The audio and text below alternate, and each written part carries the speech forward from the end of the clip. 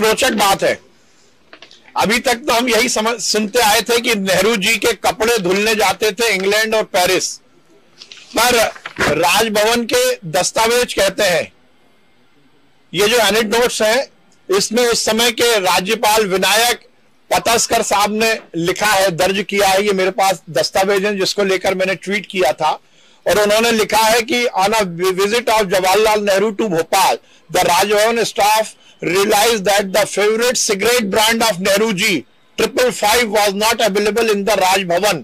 Nehruji used to have a cigarette after his meals.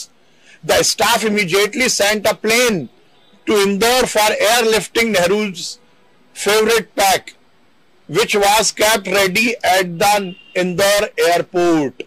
Nehru ji की cigarette बुलाने के लिए मध्य प्रदेश सरकार का प्लेन इंदौर जाता है।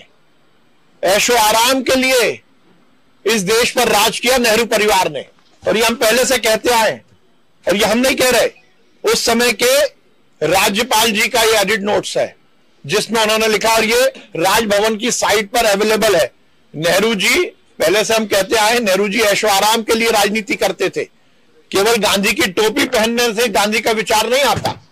गांधी के विचार को लेकर राजनीति करने वाला वो नेहरू परिवार जिसने गांधी का सरनेम चुरा लिया, उसके पूर्वज नेहरू जी, इस देश के पहले प्रधानमंत्री, सिगरेट पीते थे और उनकी सिगरेट लाने के लिए इंदौर से भोपाल से इंदौर प्लेन गया था।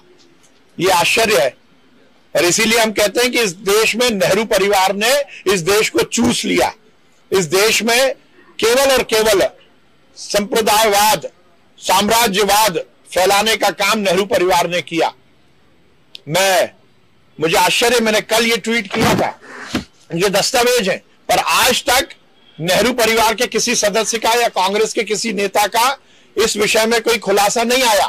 कांग्रेस को बताना पड़ेगा, सोनिया जी को, राहुल को और प्रियंका को ये बताना पड़ेगा, और इसके लिए माफी मांगनी पड़ेगी।